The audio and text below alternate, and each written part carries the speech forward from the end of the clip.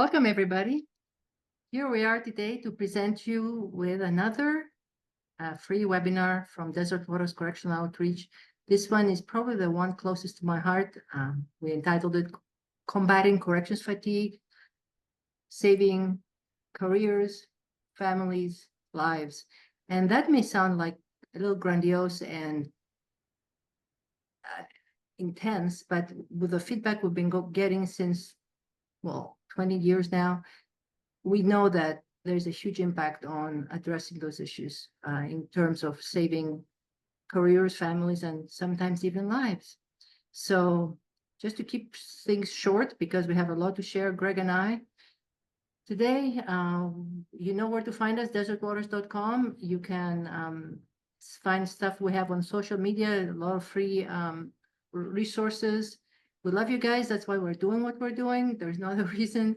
And just to keep things brief, enter questions or comments on chat, and we're going to address as many questions as we can. We have an hour to present, and we're going to hang back and wait for another 20 to 30 minutes if we haven't addressed all questions and discussion.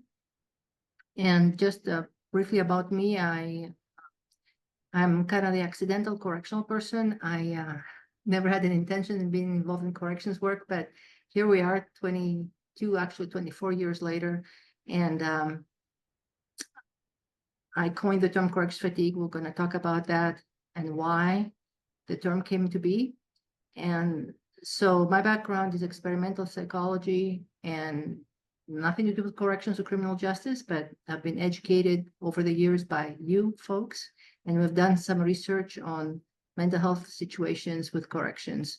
So that's my brief bio. You could find more on our website. And Greg, do you want to introduce yourself? Yeah. Hi, everybody. Thanks for taking your time to be here. And how do I want to put it? Congratulations, I guess, on being interested in combating this inherent professional experience, or should I say consequence, that we all deal with. Greg Morton, I go by Greg, did several decades at a state correctional agency, started and ended my career in inmate education and did staff training in between.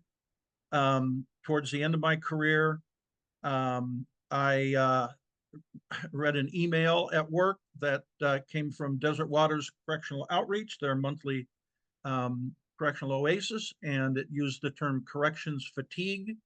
And my world changed instantly on a dime. It explained to me everything that I had seen and experienced with all of my friends and colleagues. More on that as we continue. But from that point on, I started doing some work for Desert Waters, trained a variety of places around the country, and have been doing research work, background work for them now for a couple of years. On the chat, I'm going to hit the my hyperlink for my bio. So if you want to read any more details about where I come from and what I've done, it'll be there. But the main thing I want to say is please do use the chat as frequently as you want to or need to. That's how we stay connected to you. That's how we address the things that you're interested in.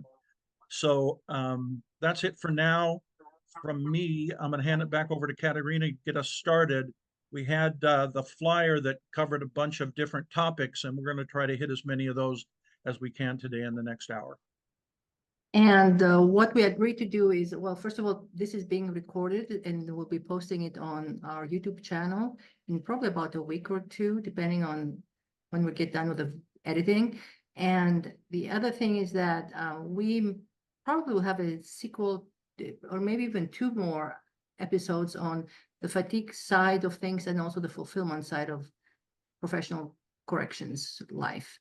And so we do not want to rush through the questions. We want to kind of go in depth to some degree anyway, and just have more meetings as needed, because there's a lot to unpack here. There's a huge amount. So we're gonna go over our questions, and the first one that we put down is like, why do we need another term? Aren't terms like compassion fatigue and burnout and post-traumatic stress disorder enough? Why one more term? So there are a few things here for me to throw out, and then we're gonna sort of revisit them in another question.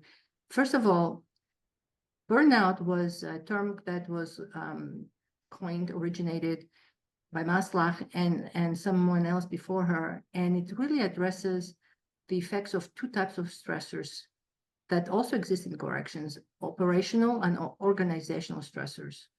And operational stressors will mean things like staffing, working, physical environment, working conditions.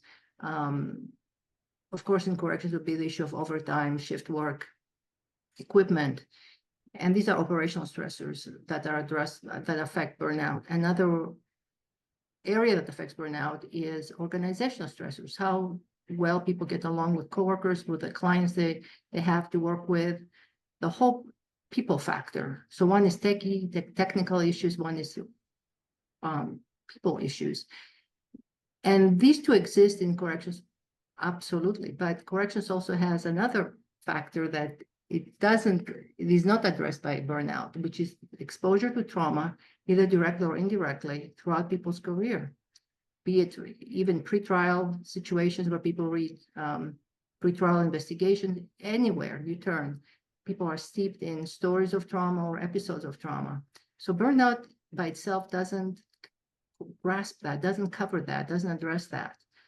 Compassion fatigue, on the other hand, was a term that was originated by Charles Figley to address the effects for mostly helpers, therapists, when they hear somebody's story of what they went through trauma-wise. So compassion fatigue deals with trauma. So by itself, it doesn't cover the experience of corrections people because it doesn't include the organizational and operational effects of stressors, the burnout. So, and PTSD is only about direct trauma exposure and indirect.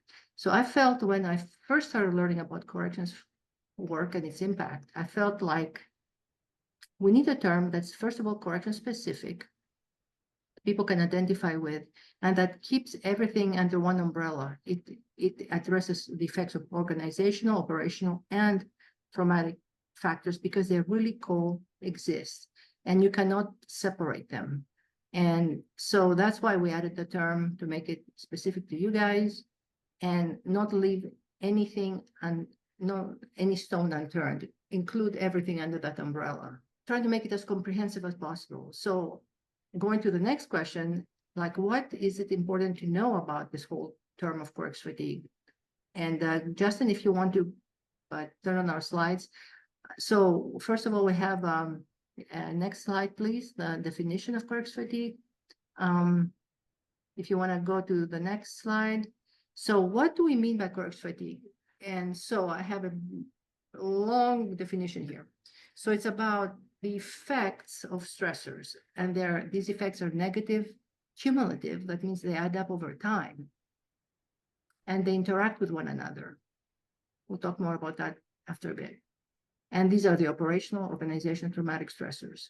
So their effects over it's like being punched in the boxing ring by three different boxers: operational, organizational, and traumatic stressors. And that adds up over time. People keep getting bruised more and more and more. And there are interactions that happen to you, we'll address later. And these effects end up changing for the negative people's personality, their health, physical, psychological, and spiritual, and their functioning, how they operate. And over time, collectively, they end up affecting and changing the whole workforce culture. The whole place where people work starts exhibiting those fatigue signs. What we're talking about here is people changing fundamentally, where people say, you're not the person you used to be. You're not the person who married. You're not who you used to be before you started working in corrections. Things like somebody who's bubbly and friendly and trusting, becoming kind of reclusive and mistrusting and short and hard-hearted from being compassionate before. Real notable fundamental changes, health issues, physical, blood pressure issues, a lot of weight gain, headaches, all kinds of backaches, and the whole thing of functioning, either at work or at home. And we're going to address that in our process model after a minute or two.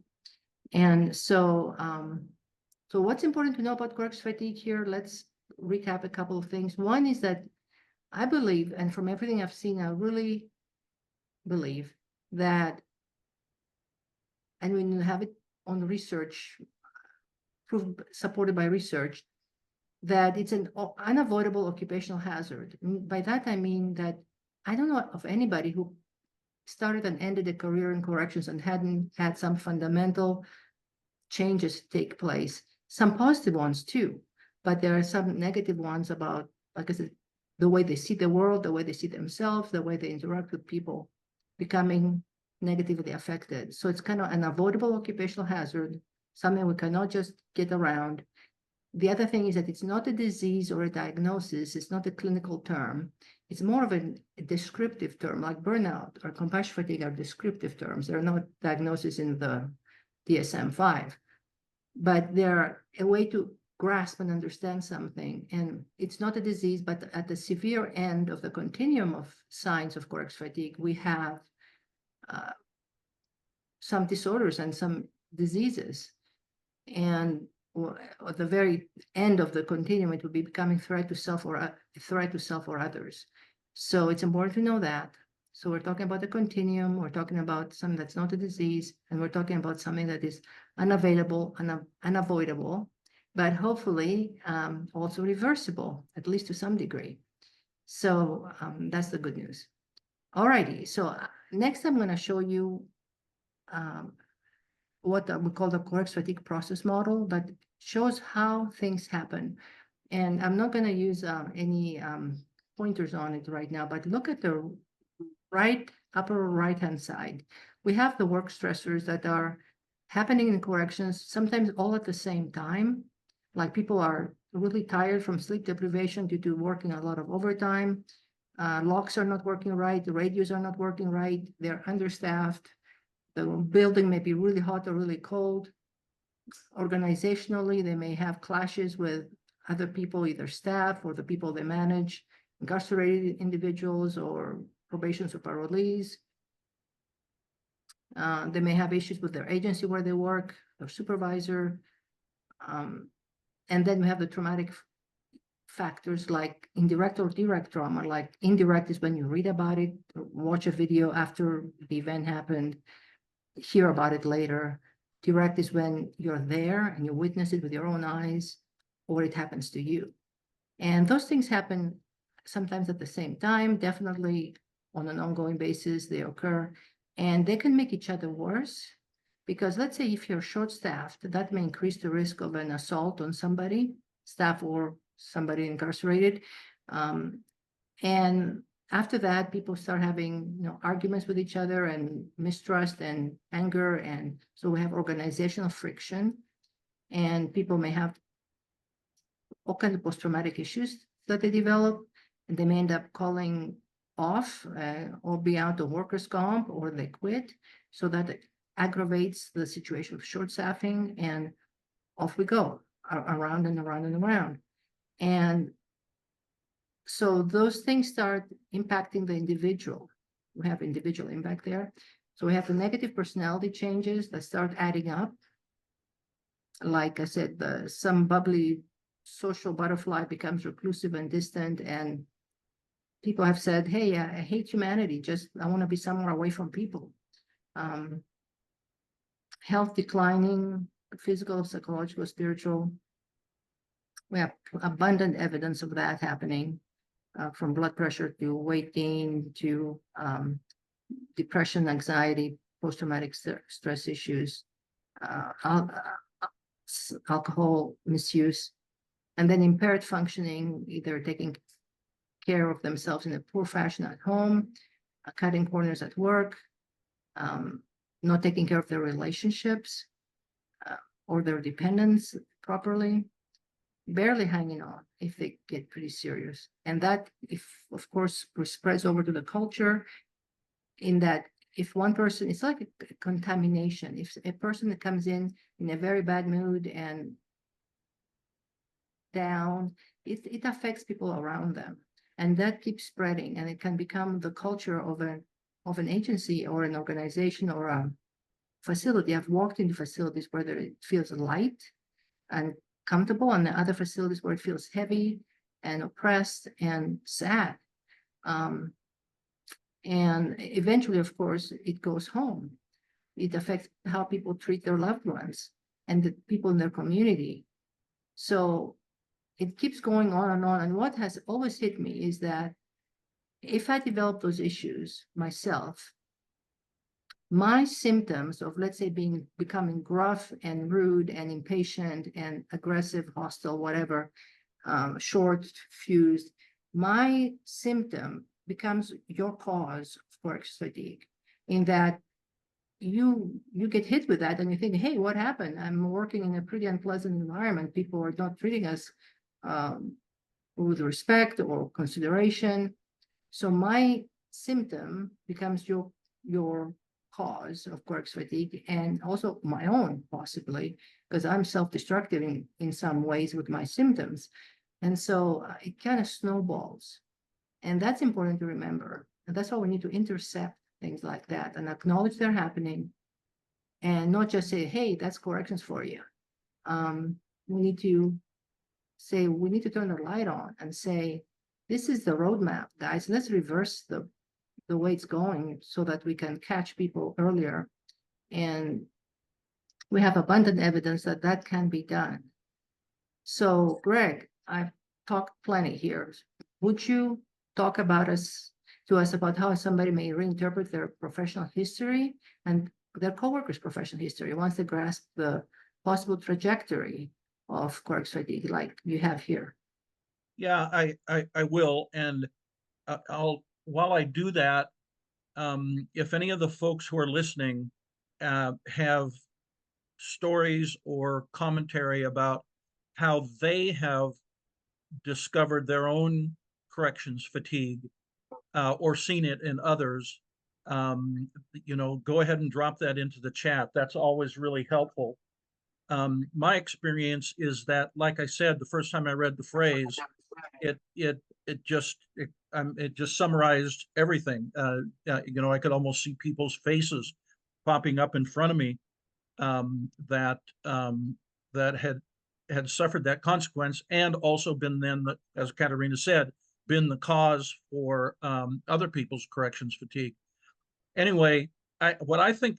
And then from there, since I actually didn't even start into this specific part of the work until after I'd retired, I'd run into people literally at the grocery store, old colleagues, and they say, Greg, what are you doing? And I'd say, well, I'd mention Desert Waters, and then I'd just use the phrase corrections fatigue, and in a 30-second, realization of what that meant, I could see just on their face and in their eyes them reinterpreting the profession and the impact that the profession had on them. And like I said, we could have exchanged names, and, well, that's what happened to Captain so and so, and etc. It cleared it, by naming it. I think it begins, at least, to clear the cloud that fatigue is, that corrections fatigue is. It doesn't. It obviously, it doesn't wipe it away completely, because we have to do more work. And one of the things that we'll say as we go along here is it's work trying to impact corrections fatigue is a marathon, not a sprint. And again, I'd like to hear chat comments from folks who are doing project work on employee wellness, how they're proceeding. But it's a marathon, not a sprint, and it involves all of us. The one of the things I've done over the last half a dozen years is dig into the correctional wellness research, and it is international. I don't know how if people realize that, but this is designed into, is how bluntly I would put it, the profession, the occupation that that we all do. And as has been said, it's never on the front of the recruitment flyer. You know, it catches people by surprise. Um, anyway, I'll stop there for now. But it what does it do for us? Just naming it. Well, it begins to, like I said, clear the cloud of fatigue away. Just recognizing it is the first step in dealing with it. And I'd flip that Right. coin and say the opposite is unfortunately true too, and that is denial kills people.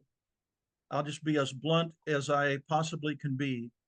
Denying this notion of corrections fatigue kills people.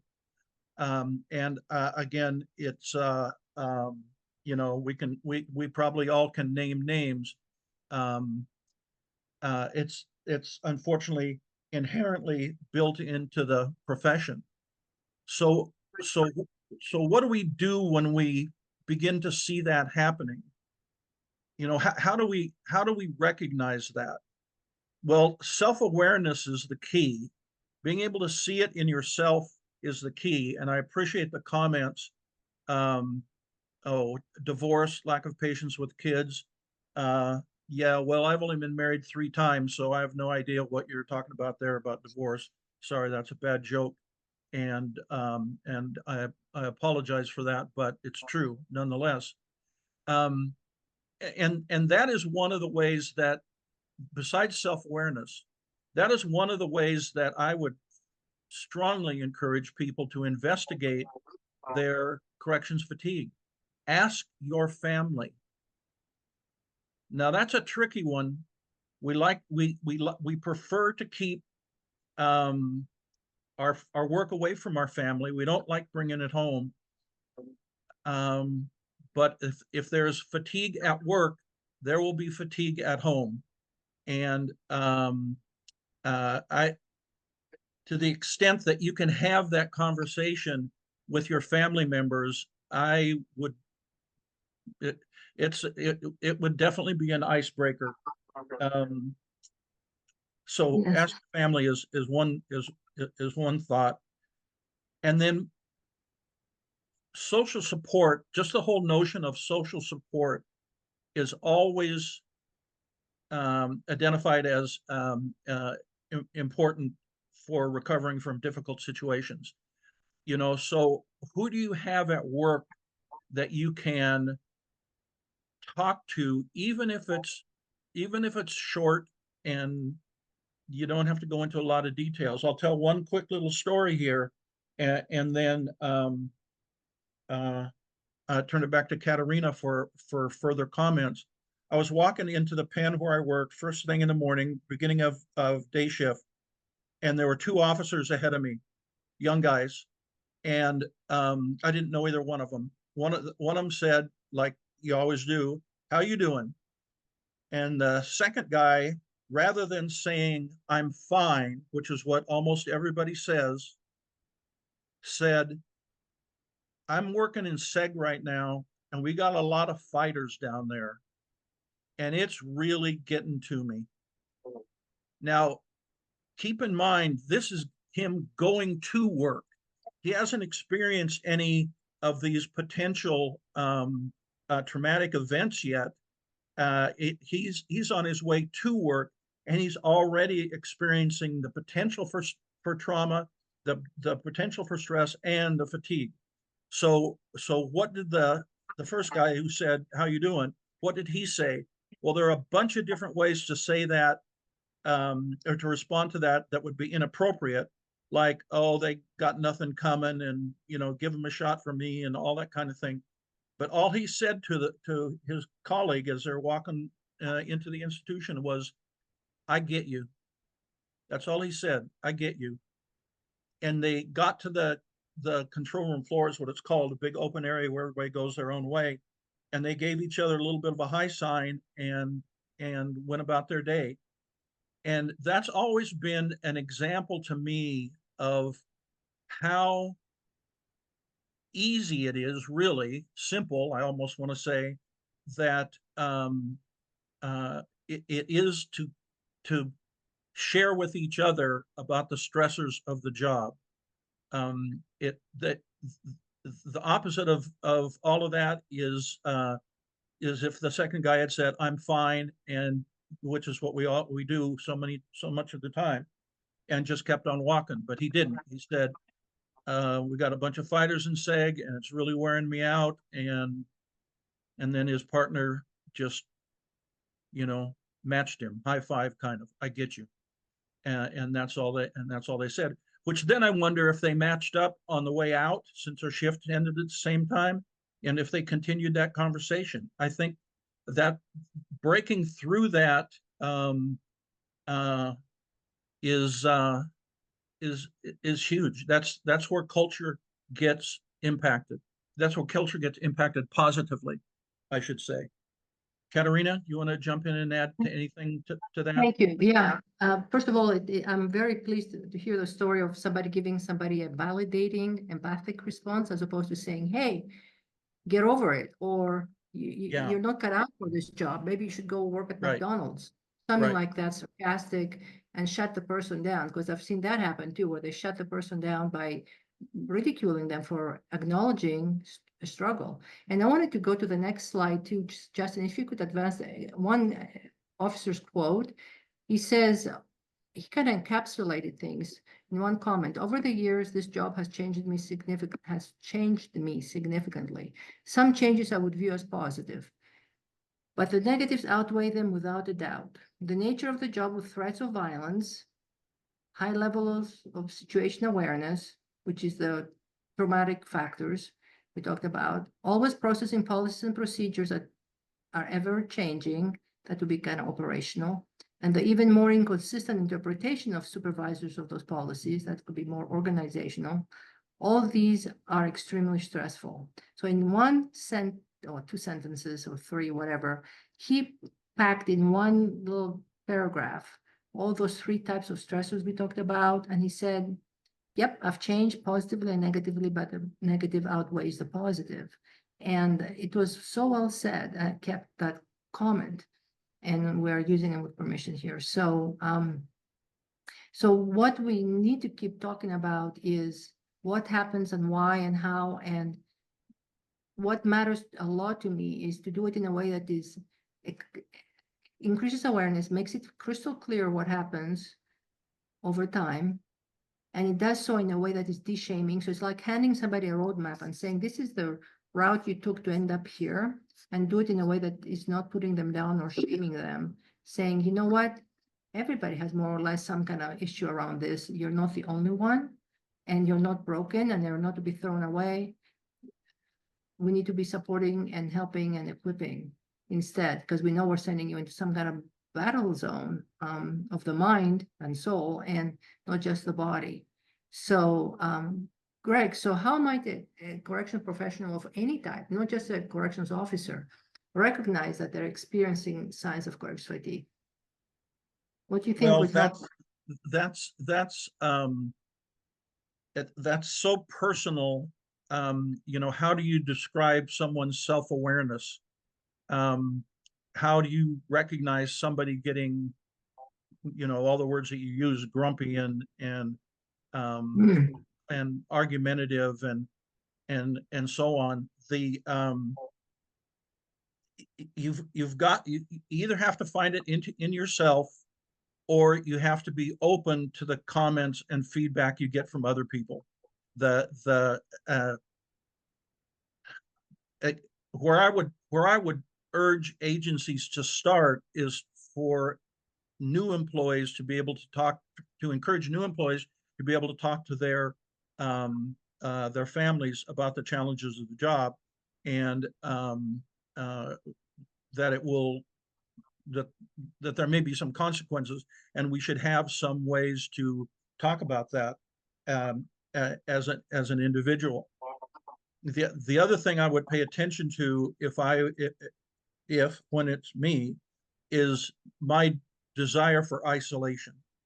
How much Hmm. time I want to be alone, away from everybody else. Now it's an adaptation in a way. There's a reason that it's reasonable to want that, because you spend all your time at work on high vigilance.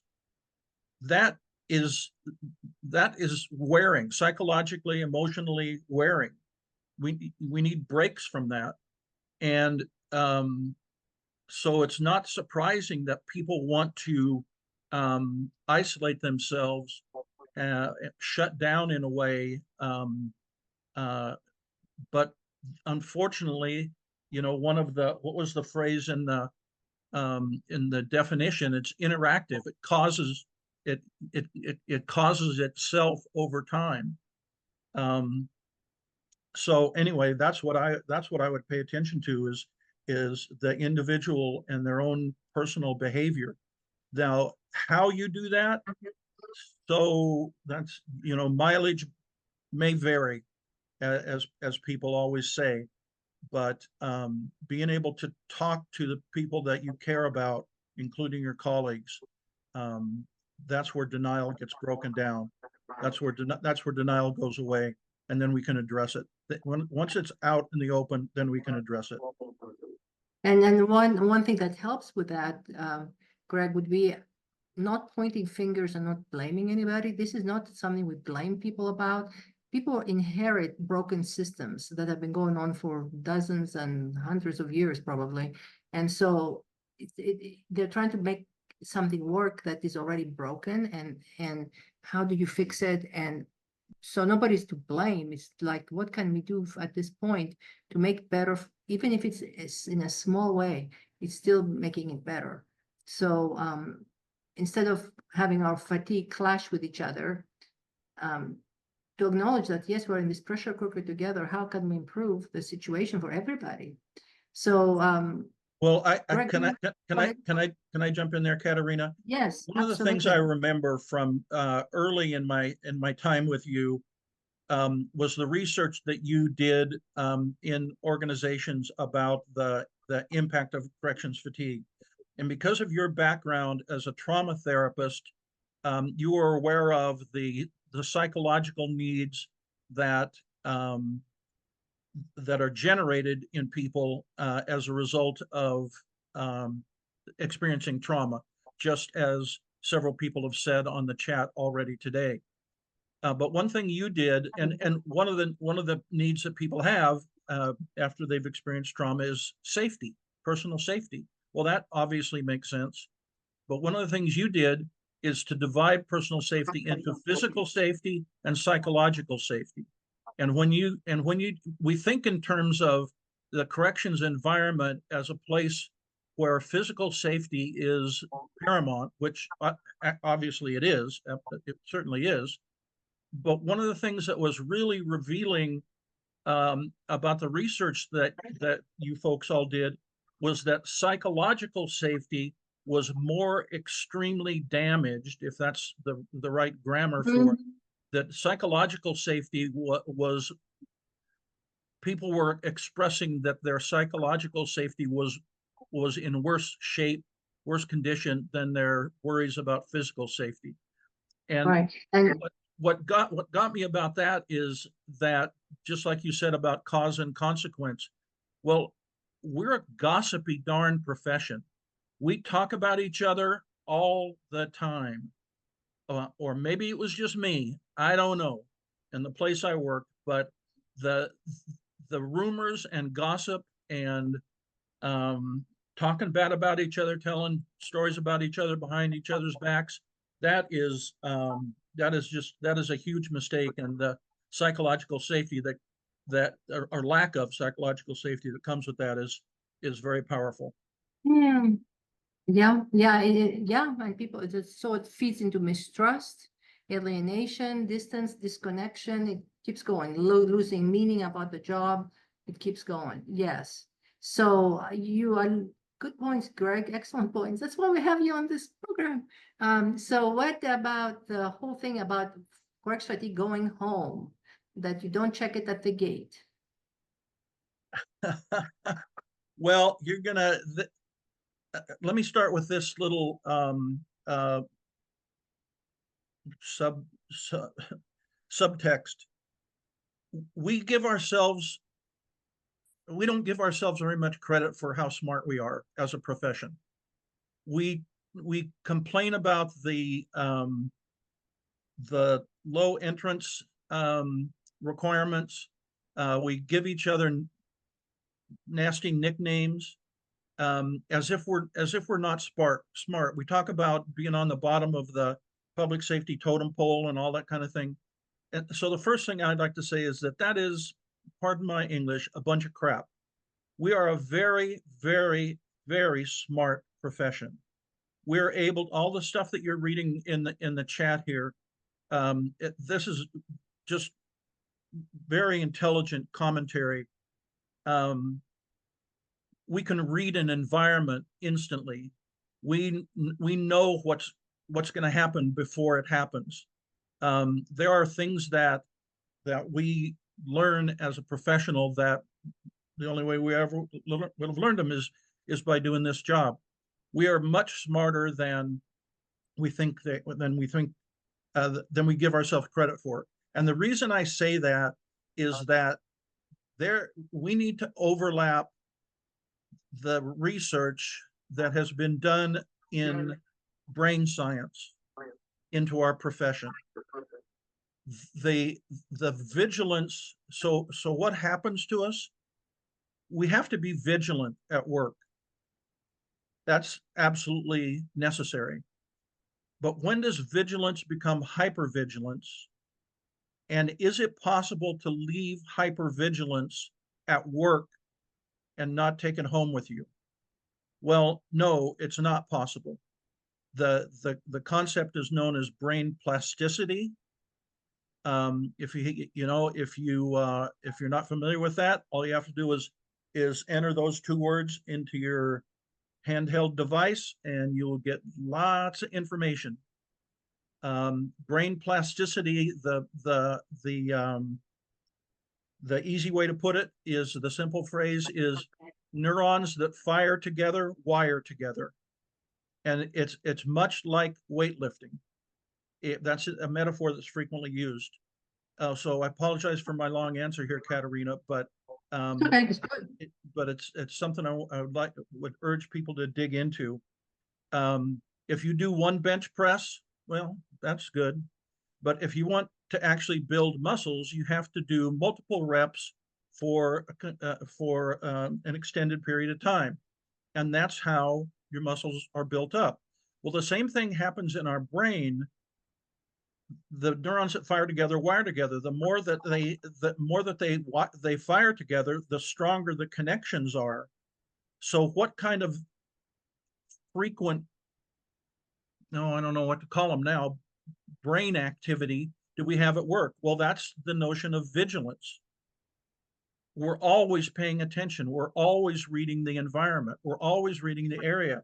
We're always trying to protect. I mean, that's absolutely necessary. There's no question that we have to be vigilant. But because that happens over and over again, those parts of our brain, the threat processing areas of our brain, become more strongly wired, and we Right. keep at home with us. The line about leave it at the gate, I don't know that that's even neurologically possible. I don't think that that's even neurologically possible. I think that that is without effort. You can't, because of plasticity, you can reverse that, but you have to work at it. You have to be clear about what are you going to think differently when on your way home. And I'm going to add one more thing, then I'll shut up for a minute, Katerina. Another mistake I think we make, again, if it's the kind of thing that you hear in your facility or your agency, then I think we're on target here. But I've heard it said many times, a good day is when you go home with all your body parts in the same place as they were when you started. That's necessary, absolutely, but it's not sufficient. We are more than just physical beings. We have emotions. We have relationships. So are your cognitive parts all in the same place they were when you went to work? Are your emotional, your social, your relational, or even your spiritual, as you said, Katerina, are they still in the same place when you leave the job as they were at the beginning of the day? I don't think so. And I think that is, I think us telling ourselves, A, leave it at the gate because it's a good day if all your body parts are where they were when you started. Yes, absolutely, that's the case. But what about your social dimensions? What about your cognitive, relational, and spiritual dimensions? Um, are they in the same place um, they were when you came in? I think and that's hardwired. That's hardwired into our nervous system. Yes, yes. Yeah, whenever I think of leave it at the gate, I'm thinking, okay, so you stop at the gate, you kind of unscrew your head, take out your brain, leave it in a jar with maybe in brine or something, formaldehyde or something, and then leave it there, put in another brain, and then go home, and then come back and take your work brain and put it back on and go back to work. Doesn't happen. And when you're tired and exhausted and fried and corrections fatigued, it's really hard to make the effort to be countering those negative thoughts, to be pushing yourself to engage in positive interactions. It can be done, but it takes a lot more effort. So people are more likely to not do those things, to reach for another beer, to reach for some other quick relief, maybe to be, I don't know, 10 donuts on the way home or something. I mean, I'm exaggerating, but some people have talked about, the burritos they order on the way home or on the way to work. Keep coping, gotta have something positive, if We positive have experience. we have a couple chat comments about people working out and doing your Yes, physical right. workouts. That yes, absolutely. And That that's is a great great. idea. And I And remember a woman, okay, go go ahead. ahead. No, go I ahead. remember a woman told me, she said to me, I can hardly crawl across the parking lot at the end of my shift.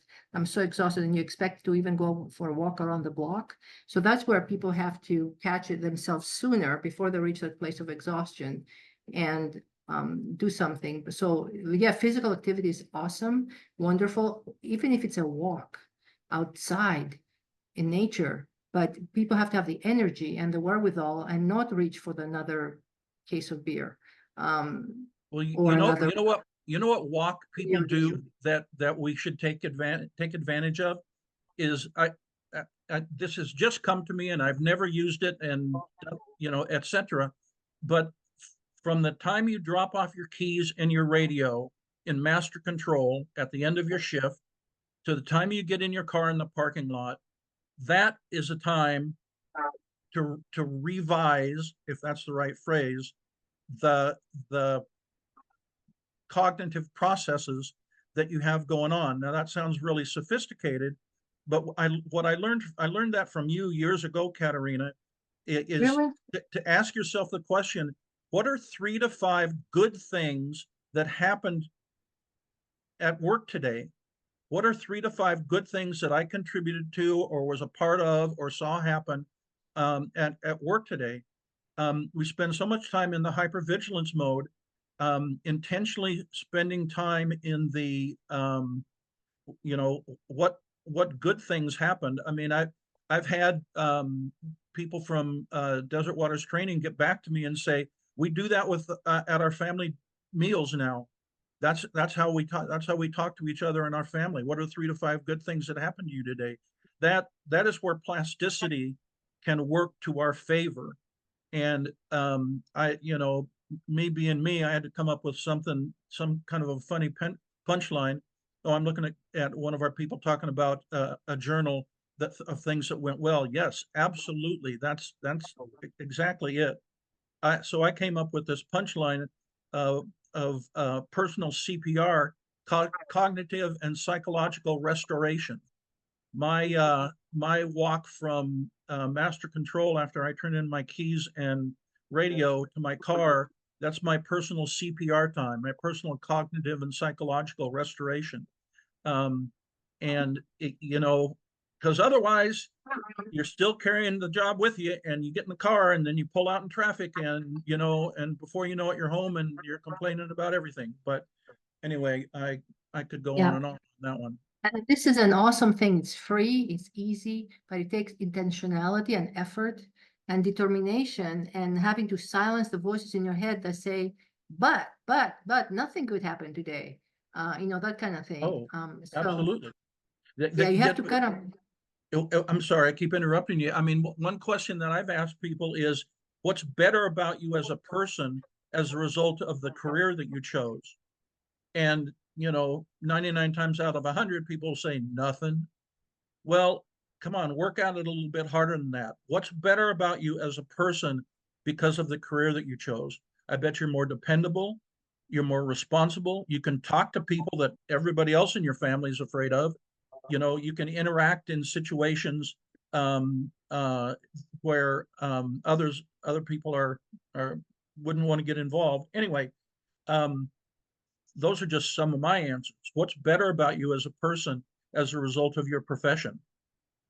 right, absolutely. Addressing crisis situations when everybody else would faint, and here you are problem solving and taking care of it and resolving the issue. Absolutely. So we talked a lot about the individual and the weight on the individual, and we have a little in our trainings, we talk about how we need everybody, all hands on deck.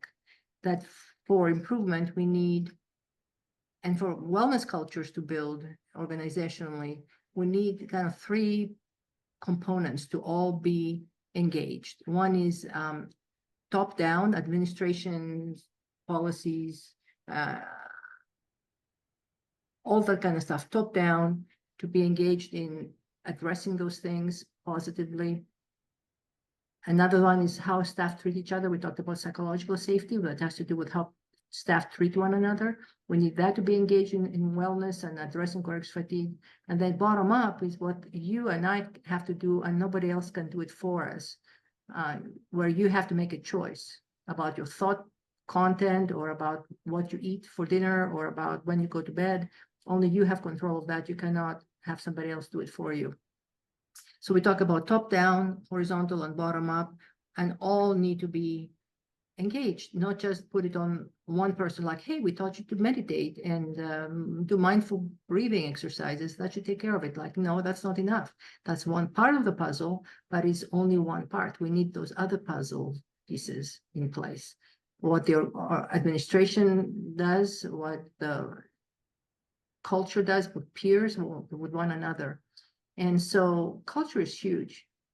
I've thought of that many times and I've seen it, where you have young people or new employees, no matter what the age is, leave the academy bright-eyed and bushy-tailed, as we say in English, and ready to go, and they enter a facility full of enthusiasm, ready to go to make a difference, idealistic, and then they get hit by the wall of corrective fatigue in their institution, where people are cynical, make fun of them, don't talk to them for a year until they prove themselves and stay. Tell them, hey, forget what you learned at the academy. This is how we're going to do it here. And all of a sudden, the light goes out of their eyes. They were all excited and engaged. And it's like, what? I'm going to work here with those people? I can't breathe. And so the culture is huge. And that's where I think we lose people right off the bat. Within a year, they say, I can't work here. And so the culture is kind of weighed down by its own fatigue, and that has to be addressed. Like, what is a prevalent attitude and the way people handle things? Are they being helped, or are they being told, figure it out? That's why we pay you the big bucks, whatever, which I've heard people were told. Or if you don't like it, go work at Walmart. They're hiring there. So culture is huge because it allows people to admit to things if it's open and honest and brave, or it makes them shy away. Like, I cannot acknowledge this or admit to this, or I'll be considered weak and I won't get promoted and whatever. So everybody in the system owns solutions to corrective fatigue. In fact, in our trainings, we talk about a lot, and like a broken record, ask people to not drown in the sea of organizational fatigue, but to say, what can I do in my little corner of the world as an individual? What can I do to make it better, even if it's only 2%, 5%, kind of considering the analogy of a dimmer switch? where the brightness increases gradually. Like, what can I do in my little corner? What can I do? Maybe, and we have people generate answers, and could be smiling when you come in, answering questions in a decent way, being respectful, um, congratulating somebody for an accomplishment, whatever it might be. Depending on your rank and your position, you can do something to make it better. And if all of us did something, boy, it would be a better world. And so nobody owns the rights to solutions to coercive fatigue by themselves. It has to be a concerted effort and a team effort and a organizational effort. And the first step for that is openness and honesty and kind of brutal facing of facts and saying, yeah, we have to acknowledge what's happening before we can start fixing it. So, Greg, any thoughts about how we can reduce or even prevent coercive fatigue from Well, creeping up? I want to comment on a couple of things that have been on the chat that connect to that. And the phrase that I'd forgotten, somebody used here, and that is the notion of the gratitude journal. That's the 3 to 5 good things that happen during the day. And because of you, Katerina, as my career was ending, I started taking a little pad of paper with me, and at the end of the day, that's what I would do, is write down 3 to 5 good things that happened. And you had called it a gratitude journal, and that is something that someone else mentioned on the chat, and so Yeah. I wanted to reinforce that. Um, Yes. and so again, taking a heavy breath here, deep breath. Another thing I want to challenge is the notion of kindness is weakness. Yes, sometimes kindness, if it leads into manipulation and boundary violations, kindness and rule violations, kindness can be weakness. But to say that kindness is always weakness, that is a mistake. That's the example of the 2 young officers that were walking in ahead of me that one day. The second guy who said, I got you. That's all he was doing, was being kind in that particular Yes. case. And there, it, I don't, again, I don't know how common that phrasing is used, but I would argue that kindness is not always weakness, especially when it's staff to staff. The support this is your whole cultural speech that you were just talking about, Katerina. The whole how we support each other is huge, as opposed to rumors, talking about, telling stories, all that kind of thing. Um, kind to each other.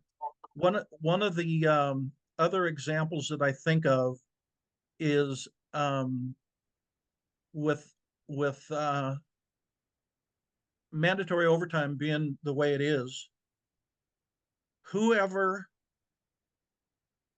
thinks to recognize the challenge that scheduling mandatory overtime is for the first line supervisor, assuming that that's the way you do it, somebody's got to make the call about who's going to be working the mandatories. And I didn't work a lot of mandatories, but I worked enough.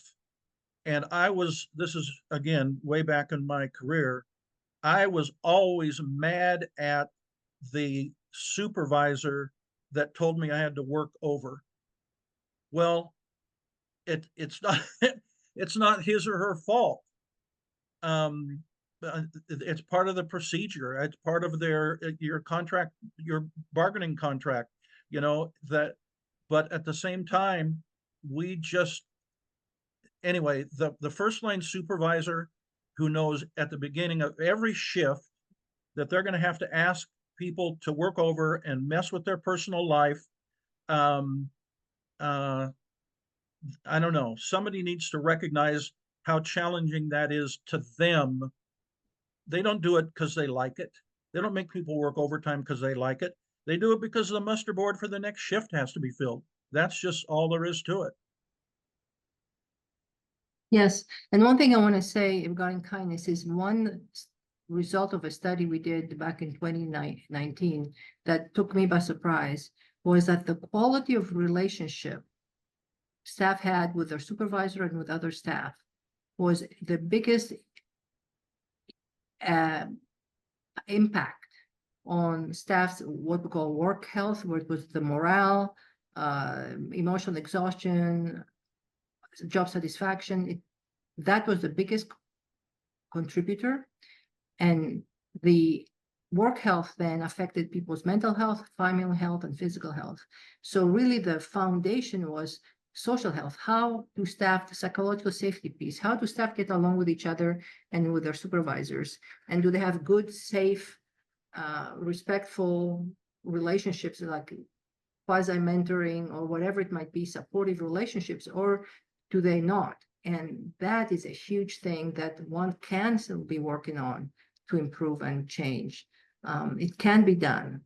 It's not out of question. It's not inescapable. You know, we can do something about it. And a lot of people's stress comes from there. People told me for years since we started Desert Waters, like and that what I would hear is it's not the inmates that are the problem, it's other staff. I mean, I can't tell you how many times I've heard that. Or they say 95% of my stress comes from other staff, or 80% of my stress comes from other staff. These are all avoidable stressors that we could be dealing with. So instead of kind of dumping our stuff on each other and taking it out on each other. Like somebody said to me, hey, inmates have more rights than we do, so we take it out on each other. Like, wow, that's quite destructive. And so we need processing ways. We have just a couple of minutes here, and then we're going to take questions. And we have some more questions that we can go over next time. Greg, is there anything you'd like to say in Yeah, closing?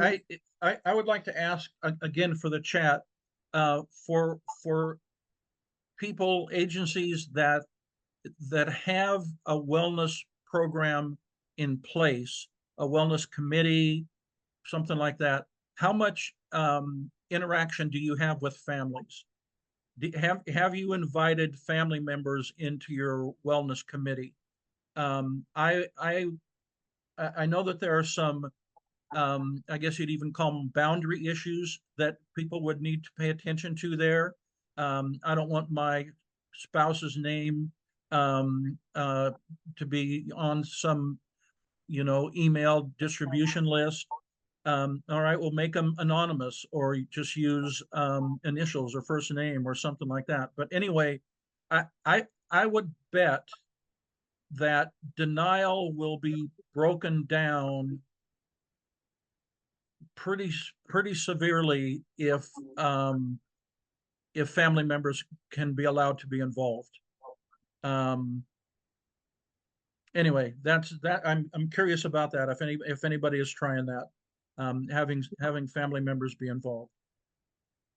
And what we're getting from, we started the correctional family wellness course last year actually. And one comment I got recently was how relieved and excited and engaged the families were, adult family members, when they got that material. And other people saying, where was this 10 years ago, 20 years ago? They Right. really are hungry and needing to connect and understand what's happening to their loved one and why they're changing. Like, is it my fault? What did I do wrong? Why is he becoming so short and distant? Or she doesn't want to do anything with our family anymore. So, all right. So I heard from an agency that shut down their institutions one afternoon for families to be able to walk through the institution. And the person that was leading that project said that there was more hand holding and arms around other's waist at the end of the walkthrough than at the beginning, because the spouse could actually now see the environment that their spouse, their family member, their loved one was working in, and it made sense to them. We've done a lot about keeping about those boundaries and keeping our families separate, but um, families pay the price. Families pay the price too. And they cannot be supportive if they don't know what's going on. And then, yeah, So, right. or genuinely understanding over the long haul. So, guys, we really appreciate your engagement on the chat. My goodness, is this popping up like popcorn all over the place? So, we would love to do a follow-up with this on this topic and talk about the overcoming piece, the combating piece more. Today, we talked a lot about what it is and why we need to combat it, and then we're going to talk more about the how. And as I say, Rome was not built in a day, and it's about being intentional, consistent, and really determined to keep going. And it takes effort and energy to deal with those things. And it's kind of a lot to ask somebody sometimes from someone who doesn't feel like they have anything left because they are running on empty. That's where they need to have outside support. So, I just put my Desert Waters email address in there. If and that's for anybody that wants to continue to communicate on this subject or any of the stuff that we've talked about. Katerina and I'll probably be back. There's more yet to be talked about, and to make that relevant to you, if you have ideas of things that you'd like to have us talk about, please please send me that. My yeah, my yeah, Desert Waters email yeah, address is on there, is on the chat great. now. And Justin, would you like to advance to the app slide and the QR code in case people want to do that, download that? Okay, There you go. great. So first of all, thank you for being here. It's validating, and tells us we're on the right track, that really this is an issue. And regarding saving lives, I want to say that we've had several people tell us that instructors of our course From Course Fatigue to Fulfillment, that they had people that were in class suicidal. And when they took the course, they understood what happened to them and why, and that it was not their failure, that they were not to be, ashamed of themselves, and they chose to opt for getting help instead of pulling the trigger or doing whatever else to end their lives. And that to me is worth everything we're doing. One person turning around and not putting an end to their life.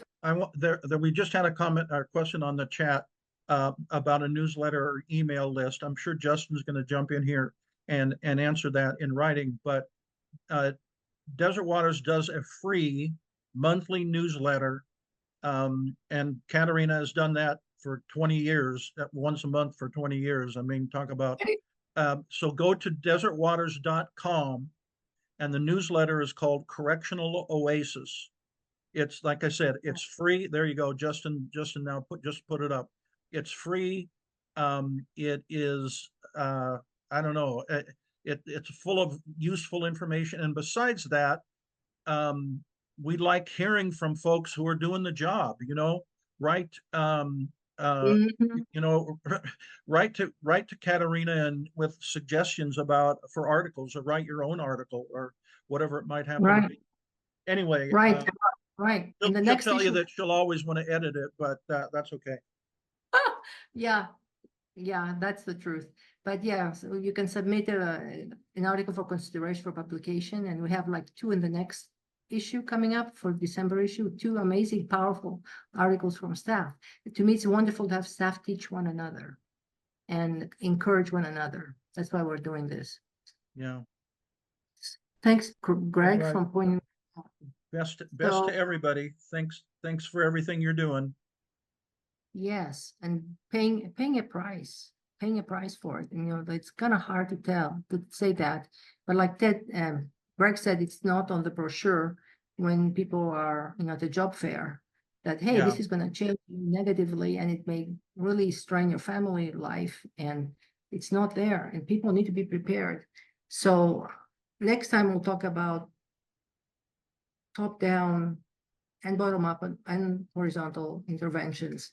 Yeah. But a lot of them have to be top down. A lot of them have to be top down. All right. Thanks, everybody. Yeah, any other All the questions? best. Anybody? Yeah, so we're done with the presentation, but want to stay here for a few minutes.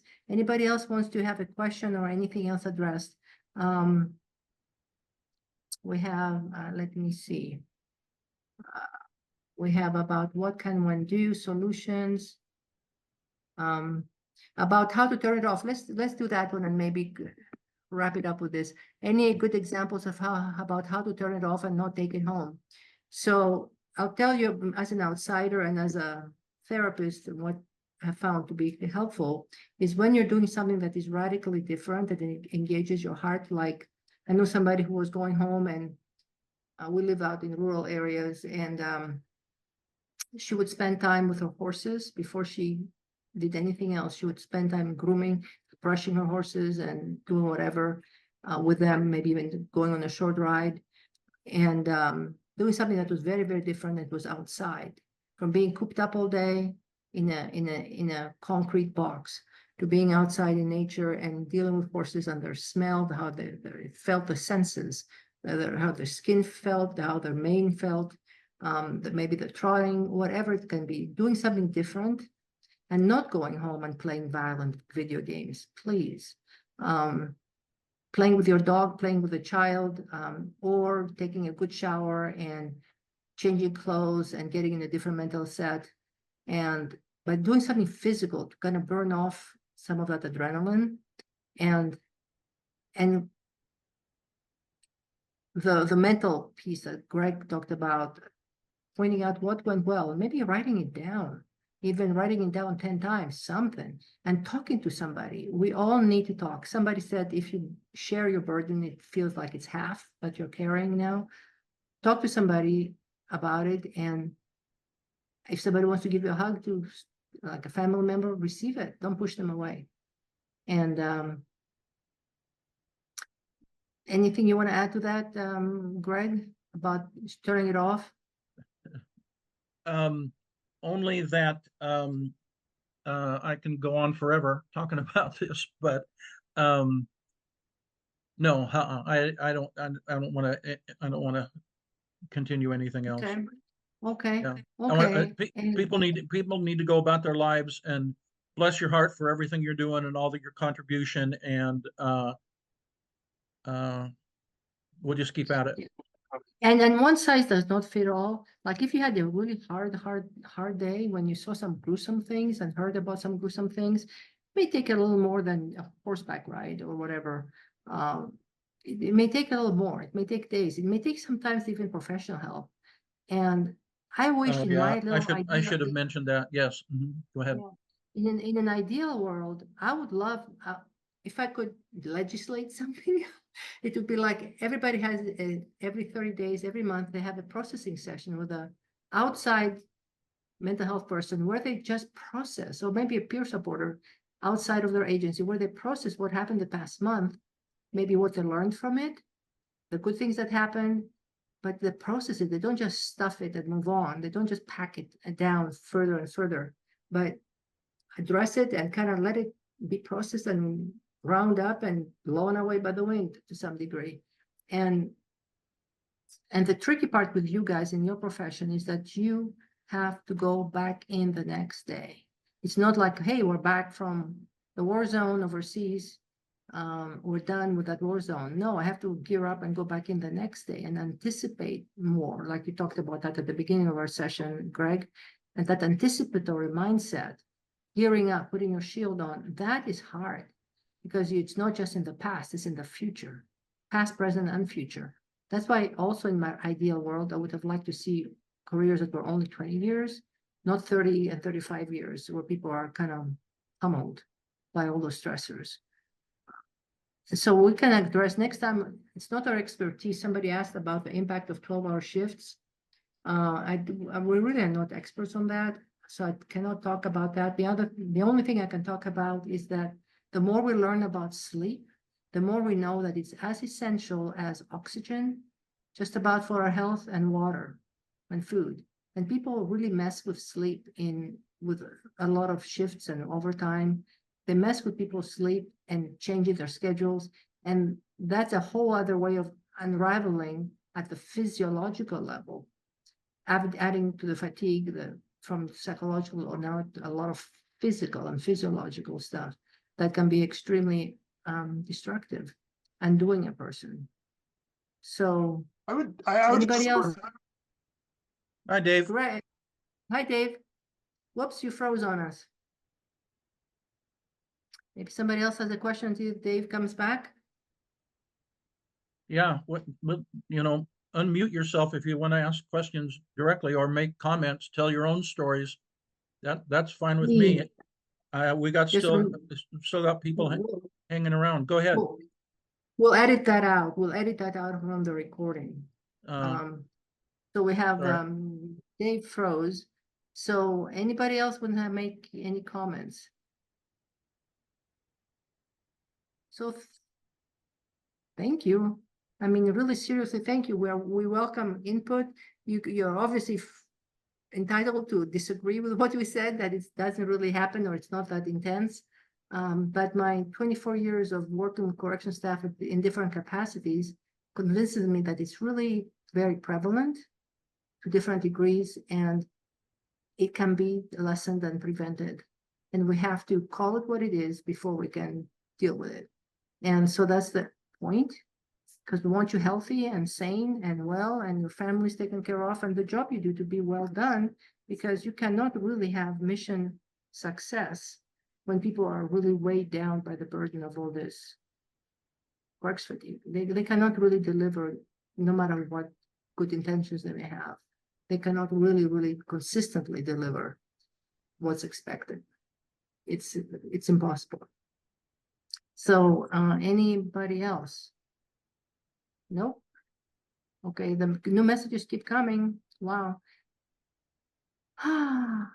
Wow. And Caitlin just said something about heavily encouraging medical evaluation. Boy, I would love to see the annual, of course, medical exam. And definitely I would love to see the monthly processing in private, where nothing is held against somebody. Unless it's threat to self or others, of course, they have to intervene. But just people sharing, so they don't have their lips zipped and stuff. I've lost track of the number of counselors and therapists I've seen over the years, and I mean that literally. I don't even remember all their names. And I remember being at work one day, and so guess what? Here's another story. I remember being at work one day and having a really bad day, and calling my therapist and saying, I need an emergency session with you. And she said, oh, shoot, I'm in the car. I'm on the interstate. I'm driving out of town. I'm going to a conference. I can't do anything for you, but try this. Use your tools. That's what she said to me. 3 words: use your tools. And I have never forgotten that. And when it comes to I don't know, almost back to the weightlifting example again, what works for you. We've had several good examples about walking and animals and creative activities and all of that. Be clear about what works for you and use your tools. And that's where I have to add that it's also the responsibility of the employer to train the staff to have tools, because most people don't have tools, don't know other than give me another beer. I mean, seriously. Yes. Or let's play another video game for another 5 hours and dissociate. So that's part of the responsibility of the top down, to provide people with preventative tools. Here we go to the next webinar's material, but the preventative material ahead of time, so they know. It's like a hazmat suit before you send somebody to a toxic spill. They have a hazmat suit to put on and a toolbox to use. Don't just throw them in there with no clue what's happening. And then also have intervention things if something do happen, when the bottom does fall out, resources, et cetera, et cetera, et cetera. But you cannot throw somebody in with no understanding of what they're dealing with. I mean, you can, but it's not right. And you need to be equipping staff. And again, one size doesn't fit all, but broad, whatever, equipping and systematic and intentional and building layer after layer after layer, because this is a complex job. Oh my gosh, it's a complex job. And it needs a lot of repeated It is a training. much more complicated profession than we are given credit for. Right. And Anyway, Sue, and it's every second, every minute of every day. Yeah, I just wanted to say it is both complex and challenging. That's for sure. And working as a mental health clinician with very mentally unwell people within the correctional space until we can transfer them over to a secure treatment hospital. And working, in different areas within mental health, but working very closely with our correctional staff with inpatient units within the correctional space in Australia. We work very heavily because we're no longer the front line. Our correctional officers then become the front line with regards to being more of that sort of protective level for us. And we always feel responsible if everything goes, with the inability to perhaps de-escalate, etc. So now that we work in sort of, a few of us work in the suicide and self-harm training team with all correctional officers around our state of Victoria, we then hear so much sort of from that traumatic space, but also we've got issues with regards to culture and the lack of corrections identifying that or even admitting it. And even sometimes within our own organisation, that is mental health, forensic mental health, but it's as though none of us are going to be touched by mental health or trauma or, crises. So it's a really difficult space where it's sort of like denial. Yes, And denial. we as Just a what I was going small to say. clinical Yep. team, there's about 3 of us, and we've worked closely with authors that Katarina's been in contact with that have, undertaken work in that space with correctional officers, which is a very unheard of because it's kept quite secret. There's no transparency and openness about it. And I think that's part of the issue that we're trying to break down. right, and then you find out about somebody having killed themselves and you say, oh, we never saw any signs. They showed absolutely no sign. They acted happy. What happened? It's because people live behind a wall because they don't feel free and safe to come out and say, I'm losing it. I'm struggling. I cannot keep it together. I'm haunted by whatever, or I'm scared of whatever. So guys, we really have a lot more to talk about all this stuff. And that's why we need leaders who step up and say, this is what I've been through. This is how I struggled. And I've seen and met leaders like that who break the wall down and then people follow because they step up and say, I have struggled in this way and that way. And this is what I had to do to keep it together. To keep my marriage together, to keep my sanity together, to keep my job. This is what I had to do. And we need people like that come out of the closet, so to speak, and say, yes, the job has affected me, beat me to the ground, it ground me to powder, whatever. And I've heard people say exactly those things. I remember somebody saying, even wardens get really affected. Yeah, I met several over the last 24 years. So again, thank you for doing, guys, what you're doing. And we want to come alongside and provide any kind of support we can. And validation is number one. And again, it's not a simple little solution with one person doing one thing. It's everybody needing to do their thing, their part. So Greg, anything else as we wrap it up? No, not for now. So we I love want you guys.